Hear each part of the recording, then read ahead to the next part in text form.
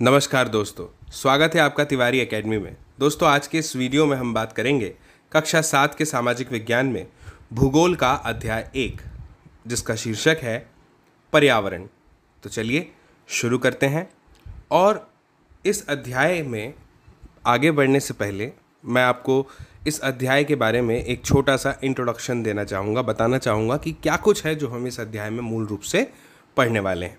सबसे पहले दोस्तों हम ये बात करेंगे कि पर्यावरण क्या होता है, जिसके अंतर्गत हम पर्यावरण की परिभाषा को समझेंगे और उसके उदाहरण के साथ समझेंगे, है ना।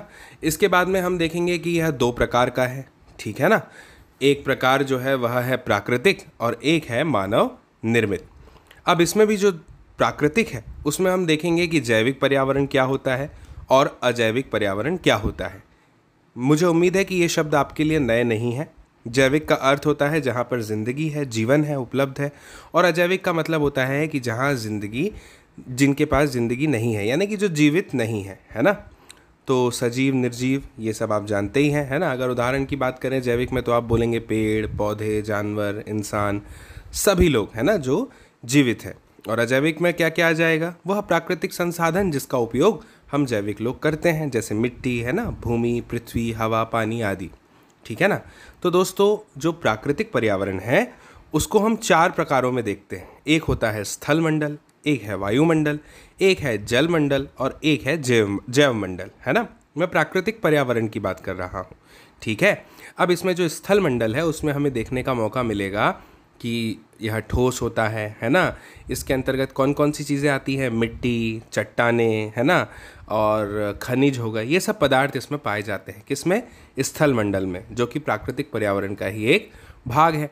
इसके बाद पठार, पहाड़, मैदान, ये सब भी यहाँ पर उपलब्ध है, पाए जाते हैं। इसके अलावा जंगल, ज़मीन, कृषि, है ना, ये सब चीज़ें हमें यहाँ देखने को मिलती है। भूमि, है ना, सागरीय भूमि, ये सब। और अगर हम बात करें जलमंडल की तो उसमें पानी है ना। 71% जो है आप जानते हैं कि पानी ही है। इनमें झील है, तालाब है, महासागर है, समुद्र है, नदियां हैं, है ना। ये सारी चीज़ें, जल चक्र जिसकी हम बात करेंगे, वो सब भी हमें यहीं पर देखने को मिलेगा। तो चलिए अब हम आगे बढ़ते हैं और शुरुआत करते हैं सबसे पहले पर्यावरण क्या है से, पर्यावरण की परिभाषा से। तो दोस्तों, यहाँ पर एक उदाहरण के माध्यम से आपको इस अध्याय की शुरुआत की गई है, जहाँ पे लिखा है, बताया गया है रवि के बारे में, है ना। तो मैं आपको सबसे पहले बता दूं कि पर्यावरण क्या होता है। दोस्तों, पर्यावरण वह आवरण या घेरा है जो समस्त जीवधारियों या सभी जीवधारियों और मानव समुदाय को चारों ओर से घेरे हुए है। न सिर्फ अपनी गतिविधियों से ये हम सबको प्रभावित करता है, बल्कि हमारी गतिविधियों से खुद भी प्रभावित होता है। यह पर्यावरण की सटीक परिभाषा है कि ये हमसे भी प्रभावित होता है और हमें भी प्रभावित करता है अपनी गतिविधियों के द्वारा, ठीक है। तो चलिए अब हम जो है पढ़ना शुरू करते हैं इस पैराग्राफ को, जहाँ शुरुआत हो रही है लंबी छुट्टियों से, ठीक है। तो देखते हैं। लंबी छुट्टियों के बाद जब रवि स्कूल जा रहा था तब उसने देखा कि उसके स्कूल के निकट के खेल के मैदान में खुदाई हो गई थी। वहीं एक मैदान उनके खेलने के लिए वहां पर था। लोगों ने बताया कि वहां अनेक फ्लैटों वाली एक बड़ी इमारत बनेगी। जब रवि को समझ में आया कि मुलायम घास, गेंदे के फूल एवं तितलियां वाला विशाल मैदान अब हमेशा के लिए नष्ट हो चुका है, तो उसकी आंखों से आंसू छलकने लगे। उसने यह बात अपने सहपाठियों को बताई, यानी अपनी क्लासमेट्स को बताई। सुबह की सभा में प्रधानाचार्य ने भी बहुत उदासी से कहा, देखो कैसे हमारा पर्यावरण बदल रहा है ना। कक्षा में पहुंचकर रवि ने अपने शिक्षक से पूछा, पर्यावरण क्या है? जो कुछ भी आप अपने आसपास देखते हो, शिक्षक ने बताया। तो रवि कहने लगा, इसका अर्थ होता है कि स्कूल भवन, मेज़, कक्षा में रखी कुर्सियाँ, यहाँ तक कि खुला मैदान, सड़क, कूड़ा करकट, मेरे दोस्त, ये सभी हमारे पर्यावरण के अंग हैं। तो शिक्षक ने कहा, हाँ, यह सभी जो है पर्यावरण के अंग है। फिर उन्होंने बोलना शुरू किया, लेकिन ज़रा रुको, कुछ वस्तुओं का निर्माण प्रकृति ने किया है ना। हमने नहीं बनाया कुछ वस्तुओं को, कुछ वस्तुएं तो हमें पहले से ही बनी बनाई मिली, क्योंकि उन्हें किसने बनाया है? प्रकृति ने बनाया है। तो वह कौन कौन सी है? जैसे कि पर्वत, नदियाँ, पेड़, प्राणी आदि। जबकि अन्य का निर्माण मानव ने किया है ना?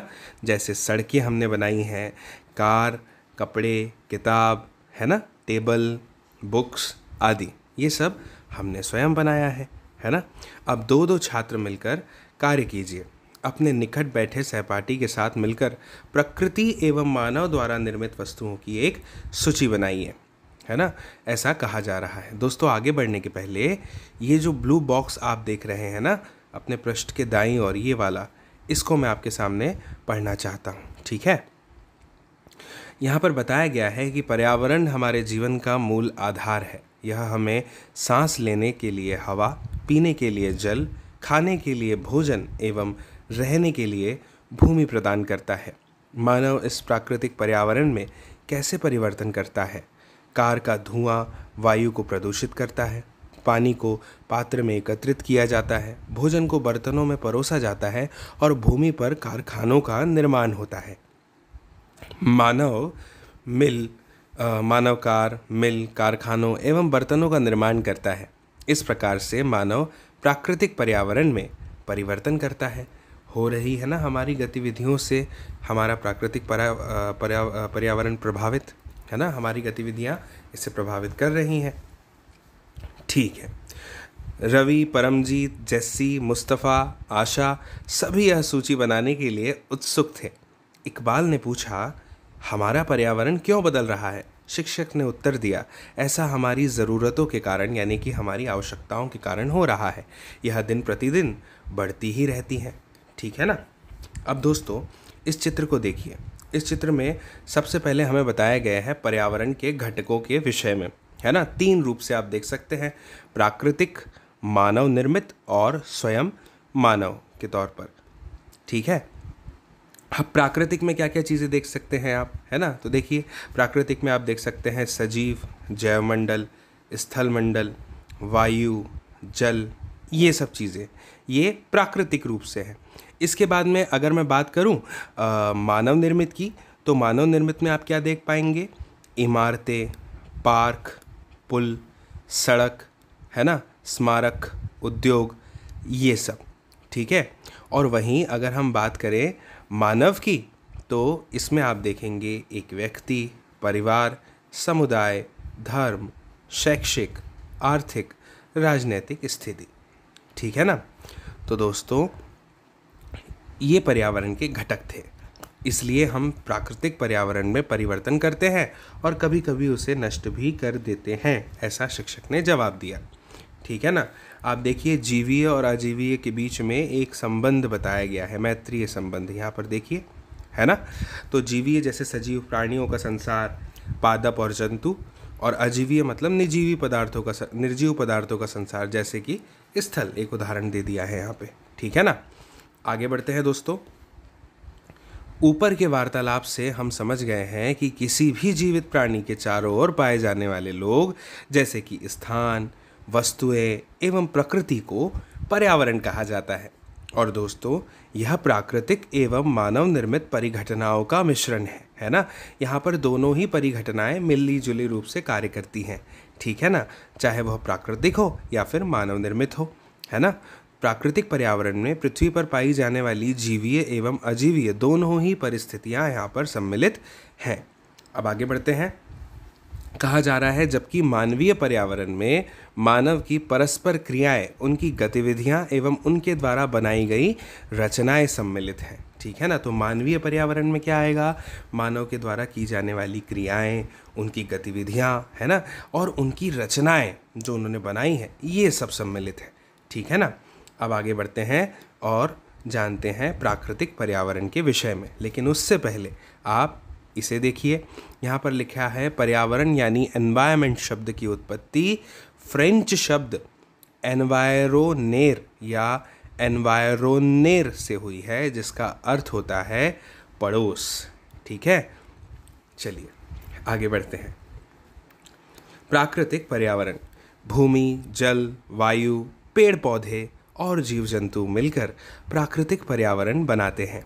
स्थलमंडल, जलमंडल, वायुमंडल एवं जैवमंडल से हम पहले से ही परिचित हैं। अब हम इनके संबंध में कुछ और तथ्यों की जानकारी प्राप्त करते हैं। पृथ्वी की ठोस परपटी या कठोर ऊपरी परत को स्थलमंडल कहते हैं। यह चट्टानों एवं खनिजों से बना होता है और मिट्टी की पतली परत से ढका हुआ होता है। ठीक है ना दोस्तों, हमारी पृथ्वी की सबसे ऊपरी परत जिस पर हम रहते हैं, चलते हैं, है ना, फसलें उगाते हैं, उसे ठोस परपटी या फिर कठोर ऊपरी परत कहा जाता है। इसे स्थलमंडल कहते हैं। ठीक है ना। और ये काय से मिलकर के बना है? आप जानते हैं, चट्टानें, खनिज, इन सब से मिलकर के बना है और मिट्टी की एक पतली सी परत इसके ऊपर इसे ढकी हुई है। दोस्तों, यह पहाड़, पठार, मैदान, घाटी आदि जैसी विभिन्न स्थलाकृतियों वाला विषम धरातल होता है। ये स्थलाकृतियाँ महाद्वीपों के अलावा महासागर की सतह पर भी पाई जाती है। स्थलमंडल दोस्तों वह क्षेत्र होता है जो हमें वन यानी जंगल, कृषि एवं मानव बस्तियों के लिए भूमि, पशुओं को चरने के लिए घास स्थल प्रदान करता है। यह खनिज संपदा का भी एक स्रोत है। ठीक है, आप देखिए इस चित्र में हमें स्थलमंडल, जैवमंडल, जलमंडल और वायुमंडल चारों दिखाए गए हैं। ठीक है ना, मैं आपका ध्यान आकर्षित करता हूँ। यहाँ देखिए, ये स्थलमंडल है, ये है जलमंडल, ये है जैवमंडल और ये है वायुमंडल, है ना। ये वाला स्थलमंडल है और ये जलमंडल है, ये जैवमंडल है और ये वायुमंडल है। ठीक है, मुझे उम्मीद है आपको यह बात समझ में आ रही होगी। जल के क्षेत्र को दोस्तों जलमंडल कहा जाता है। यह जल के विभिन्न स्रोतों जैसे कि नदी, झील, समुद्र, महासागर ऐसे विभिन्न जलाशयों से मिलकर के बनता है। ठीक है ना। यह सभी प्राणियों के लिए बहुत ही आवश्यक है। आप जानते हैं कि जल हमारे लिए बहुत ही आवश्यक है। बिना जल के जीवन की कल्पना भी संभव नहीं है।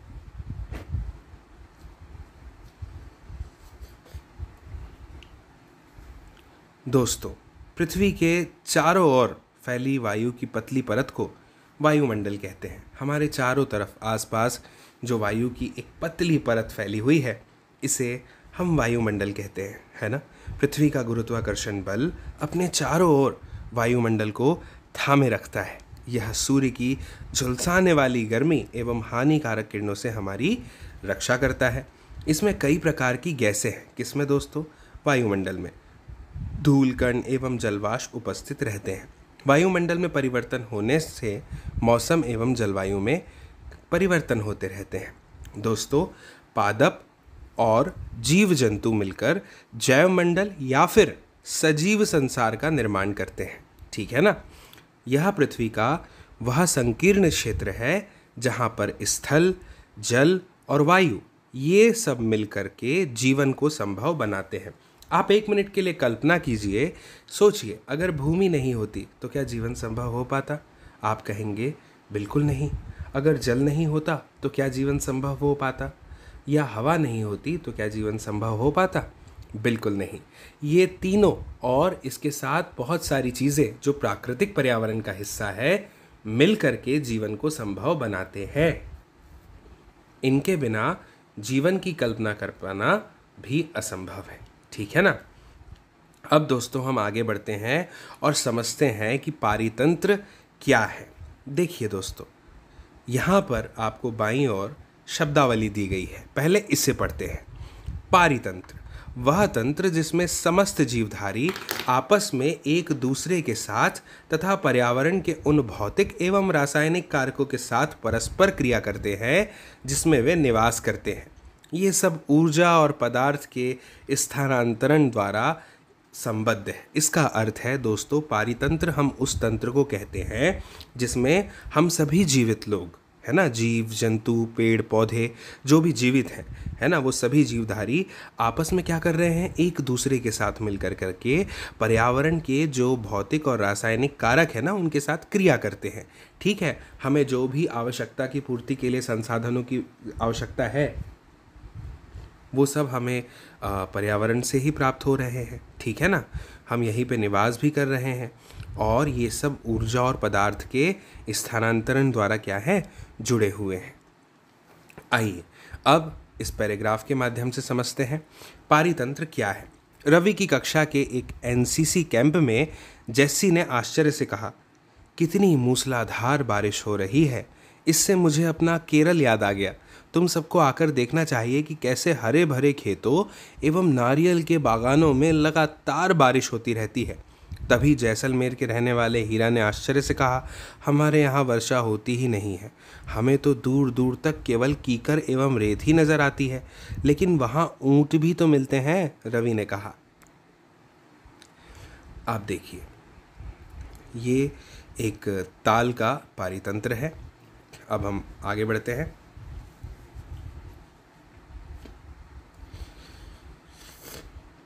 हीरा ने कहा, ऊंट तो मिलेंगे ही, जब तुम हमारे रेगिस्तान आओगे तो तुम्हें सांप, छिपकली एवं अनेक कीट भी यहाँ पर देखने को मिलेंगे। रवि हैरत में पड़ गया। विभिन्न स्थानों पर पाए जाने वाले जीव जंतु, वनस्पति एवं लोगों के रहन सहन के तरीके इतने अलग क्यों हैं? क्या सभी का एक दूसरे के साथ कोई संबंध है, कोई जुड़ाव है? तभी शिक्षक कहते हैं कि बिल्कुल है ना, बहुत संबंध है। आगे का पैराग्राफ पढ़ने से पहले दोस्तों मैं आपका ध्यान आकर्षित करना चाहूँगा, क्या आप जानते हैं पे देखिए यहाँ लिखा है, प्रत्येक वर्ष 5 जून को विश्व पर्यावरण दिवस मनाया जाता है। ठीक है ना, आप इस बात को याद रखिएगा कि हर वर्ष 5 जून को विश्व पर्यावरण दिवस मनाया जाता है। ठीक है ना। इसके बाद दोस्तों आगे पैराग्राफ पढ़ने से पहले आप देखिए यहाँ पर बताया गया है वस्तु विनिमय पद्धति या प्रणाली के विषय में। यह वस्तुओं की अदला बदली का व्यापार है जिसमें धन का प्रयोग नहीं होता। मान लीजिए आपके पास में 10 किलो गेहूँ है, मेरे पास में 10 किलो चावल है। मुझे गेहूँ की आवश्यकता है, आपको कुछ चावल की आवश्यकता है, तो हम दोनों आपस में 5 किलो चावल 5 किलो गेहूँ अदला बदली कर लेंगे। इसे दोस्तों कहा जाता है वस्तु विनिमय पद्धति या वस्तु विनिमय प्रणाली। इसमें हमें धन की आवश्यकता नहीं है। जो संसाधनों की मेरे पास अधिकता है, आपके पास कमी है, और जिन संसाधनों की आपके पास अधिकता मेरे पास कमी है, हम उनमें अदला बदली कर सकते हैं। ठीक है, मुझे उम्मीद है आप वस्तु विनिमय प्रणाली समझ रहे होंगे। ठीक है, अब इस पैराग्राफ को पढ़ते हैं जो यहाँ पे दिया हुआ है। सभी पेड़ पौधे, जीव जंतु एवं मानव अपने आसपास के पर्यावरण पर आश्रित होते हैं, शिक्षक ने बताना शुरू किया। प्रायः वह एक दूसरे पर भी आश्रित है ना। जीवधारियों का आपसी और अपने आसपास के पर्यावरण के बीच का यही जो संबंध है दोस्तों, पारितंत्र का निर्माण करता है। ठीक है ना। देखो, जो अधिक वर्षा वाले वन है, जहाँ पे अधिक वर्षा होती है, घास स्थल है या फिर रेगिस्तान है, पर्वत है, झील है, नदी है ना, महासागर है और छोटे से ताल, ये सब का भी अपना एक पारितंत्र हो सकता है। दोस्तों, क्या आपको लगता है कि जिस पार्क में रवि एवं उसके मित्र खेलते थे वह भी एक पारितंत्र बनाता था? ठीक है, अब आगे बढ़ते हैं और जानते हैं मानवीय पर्यावरण के विषय में, है ना, कि मानवीय पर्यावरण से क्या तात्पर्य है। दोस्तों, मानव अपने पर्यावरण के साथ पारस्परिक क्रिया करता है और उसमें अपनी आवश्यकता के अनुसार परिवर्तन करता है। प्रारंभिक मानव ने स्वयं को प्रकृति के अनुरूप बना लिया था। उनका जीवन सरल था एवं आसपास की प्रकृति से उनकी आवश्यकताएं पूरी हो जाती थी। दोस्तों, समय के साथ कई प्रकार की आवश्यकताएं बढ़ती चली गई। मानव ने पर्यावरण के उपयोग और उसमें परिवर्तन करने के लिए कई तरीके सीख लिए। उसने फसल उगाना, पशु पालना, स्थायी जीवन जीना सीख लिया, है ना। पहिए का आविष्कार हुआ, आवश्यकता से अधिक अन्न उपजाया गया, वस्तु विनिमय पद्धति का विकास हुआ, है ना, व्यापार आरंभ हुआ, वाणिज्य का विकास हुआ, औद्योगिक क्रांति से बड़े पैमाने पर उत्पादन प्रारंभ हो गया, परिवहन तेज गति से प्रारंभ हुआ, सूचना क्रांति से पूरे विश्व में संचार सहज और द्रुत हो गया। ठीक है ना। दोस्तों, क्या आपको पता है कि गर्मी में रसीला तरबूज और सर्दी में भुनी हुई मूंगफली खाना हमें क्यों पसंद है? दोस्तों, प्राकृतिक और मानवीय पर्यावरण के बीच सही संतुलन होना अत्यंत आवश्यक है। मानव को पर्यावरण के साथ समरसता में से रहने एवं उसका उपयोग जो है वह सीखना चाहिए। ठीक है ना दोस्तों। रवि की कक्षा में मिज़ोरम की एक लड़की है नूरी। वह अक्सर अपने स्थान की हरियाली की बात करती रहती है। खेल का मैदान नष्ट होने के कारण रवि की उदासी देखकर नूरी ने उसे आने वाली छुट्टियों में अपने घर मिज़ोरम आने को कहा।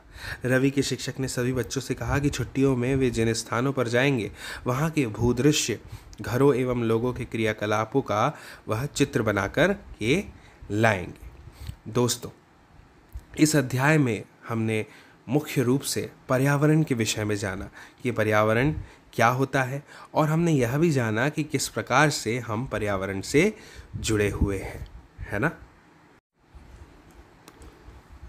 दोस्तों। अब हम देखते हैं कि इस पाठ में जो ये कुछ प्रश्न दिए हुए हैं, इस अध्याय को पढ़ने के बाद क्या हम इन प्रश्नों के उत्तर दे पाने में सक्षम है। जैसे सबसे पहले हमसे पूछा गया है कि बताइए पारितंत्र क्या है। तो दोस्तों, अभी मैंने आपको बताया था कि पारितंत्र वह तंत्र है जिसमें समस्त जीवधारी आपस में एक दूसरे के साथ और पर्यावरण के उन भौतिक और रासायनिक कारकों के साथ आपस में परस्पर क्रिया करते हैं जिसमें कि वे निवास करते हैं। उसे क्या कहते हैं? हम पारितंत्र कहते हैं। और ये सब कुछ ऊर्जा और पदार्थ के स्थानांतरण द्वारा संबद्ध है, जुड़ा हुआ है। ये हमने शब्दावली में देखा था, है ना। इसके बाद में आप देखिए कि यह प्रश्न पूछा गया है प्राकृतिक पर्यावरण से हम क्या समझते हैं। तो दोस्तों, बहुत ही सरल उत्तर है इसका, है ना। आप जानते हैं कि जैसे भूमि, जल, वायु, पेड़ पौधे एवं जीव जंतु, ये सभी मिलकर के प्राकृतिक पर्यावरण बनाते हैं। अगर हम दूसरे शब्दों में कहें तो पृथ्वी पर उपस्थित वह सभी जैविक और अजैविक तत्वों का जो योग है वह क्या कहलाता है? प्राकृतिक पर्यावरण कहलाता है ना। मुझे उम्मीद है आपको मेरी बात समझ में आ रही होगी। इसके बाद में आप इस प्रश्न को देखिए। यह पूछ रहा है कि पर्यावरण के प्रमुख घटक कौन कौन से हैं। ठीक है, तो भाई आप बता सकते हैं क्या कि पर्यावरण के प्रमुख घटक कौन कौन से हैं? हमने अभी इस अध्याय में इसके बारे में जाना था। प्राकृतिक घटक हो गए जैसे खनिज है, भूमि है, पेड़ पौधे हैं, पशु पक्षी हैं, जल है, वायु है आदि। और मानव निर्मित घटक कौन कौन से हैं? जैसे कि संचार के साधन हो गए, पार्क हो गया, अलग अलग प्रकार के उद्योग हो गए, यातायात के साधन हो गए। अभी हमने इन सब के विषय में इस अध्याय में पढ़ा, है ना। तो ये इस प्रश्न का उत्तर हो गया। इसके बाद में आप देखिए यहाँ पर पूछ रहा है कि मानव निर्मित पर्यावरण के 4 उदाहरण दीजिए। अब भाई इसमें तो आप मानव निर्मित उदाहरण पर्यावरण के अपनी मर्जी से भी दे सकते हैं। अगर मुझसे कोई पूछे तो जैसे मैं कह दूंगा संचार के साधन, उद्योग, है ना, यातायात के साधन, पार्क आदि, ये सभी जो है मानव निर्मित पर्यावरण के उदाहरणों में ही आते हैं। ठीक है ना। इसके बाद देखिए यह प्रश्न अगला है, स्थल मंडल क्या है ना। तो यह भी हमने इस अध्याय में दोनों दोस्तों जाना कि पृथ्वी की ठोस परपटी, है ना, या फिर कठोर ऊपरी परत, इसको हम क्या कहते हैं? स्थलमंडल कहते हैं। दोस्तों, यह किससे मिलकर के बनी हुई है? यह चट्टानों एवं खनिजों से मिलकर के बनी हुई है और मिट्टी की पतली परत से जो है यह ढका हुआ है। ठीक है ना। यह पहाड़, पठार, मैदान, घाटी आदि जैसी विभिन्न स्थलाकृतियों वाला विषम धरातल है ना। ये स्थलाकृतियाँ महाद्वीप के अलावा महासागर की सतह पर भी पाई जाती है। यह हमने इस अध्याय में पढ़ा, है ना। स्थलमंडल के बारे में हमें पता है कि एक वह क्षेत्र है जहाँ पर हमें वन, कृषि एवं मानव बस्तियों के लिए भूमि, पशुओं को चरने के लिए घास स्थल प्रदान करता है और खनिज संपदा का भी यह एक स्रोत है। ठीक है ना। इसके बाद आप यह देखिए पूछ रहा है जीवीय पर्यावरण के 2 प्रमुख घटक क्या है। तो भाई एक तो है पेड़ पौधे और एक है पशु पक्षी। ठीक है। इसके बाद पूछ रहा है कि जैव मंडल क्या है। अब जब सब पूछ लिया तो यह भी पूछेगा। तो भाई जैव मंडल के बारे में बता दूं आपको कि जो पादप और जीव जंतु मिलकर के सजीव संसार का निर्माण करते हैं उसे ही हम क्या कहते हैं? जैव मंडल कहते हैं। यह यह पृथ्वी का वह संकीर्ण क्षेत्र है दोस्तों जहाँ पे स्थल, जल और वायु मिलकर जीवन को संभव बनाते हैं। ठीक है ना। सभी प्रश्नों के उत्तर आप देख सकते हैं, हमें यहाँ मिल गए हैं। ठीक है। अब आप देखिए ये यहाँ पे नीचे दिए हुए हैं कुछ सही विकल्प। ठीक है ना। इन्हें भी देख लीजिए। कौन सा प्राकृतिक पारितंत्र इनमें से नहीं है? तो भाई जो ताल है वह है यहाँ पे प्राकृतिक पारितंत्र का जो उदाहरण है वह नहीं है। ठीक है। इसके बाद में कौन सा मानवीय पर्यावरण का घटक नहीं है, तो स्थल जो है यहाँ पर वो मानवीय पर्यावरण का घटक नहीं है, ठीक है ना। इसमें ताल, इसमें स्थल, ठीक। इसके बाद में अगला प्रश्न पूछा जा रहा है कि इनमें से कौन सा मानव निर्मित पर्यावरण है। तो मानव निर्मित पर्यावरण क्या है? पहाड़ बनाए हैं क्या हम लोगों ने? नहीं बनाए। समुद्र बनाया है क्या? नहीं बनाया। सड़कें बनाई हैं? हाँ, सड़क जो है वह हमने बनाई है, ठीक है ना। अब इनमें से कौन सा पर्यावरण के लिए खतरा है? तो भाई पादपों में वृद्धि तो नहीं है, जनसंख्या वृद्धि है ना, फसल वृद्धि भी नहीं है, जनसंख्या वृद्धि इसमें सही उत्तर है, ठीक है। दोस्तों मुझे उम्मीद है कि यह अध्याय आपको संपूर्ण रूप से समझ में आ चुका है और आपसे यह अपेक्षा है कि यदि यह वीडियो आपको पसंद आया, आपको समझ आया है, तो प्लीज़ आप शेयर करें इस वीडियो की लिंक को अपने दोस्तों, साथियों, सहपाठियों, मित्रों, परिजनों के साथ में, ताकि अधिक से अधिक संख्या में वो इस वीडियो को देखें, इस वीडियो से संबंधित जानकारी प्राप्त करें। और दोस्तों जल्द ही मिलेंगे अगले वीडियो में, तब तक के लिए नमस्कार।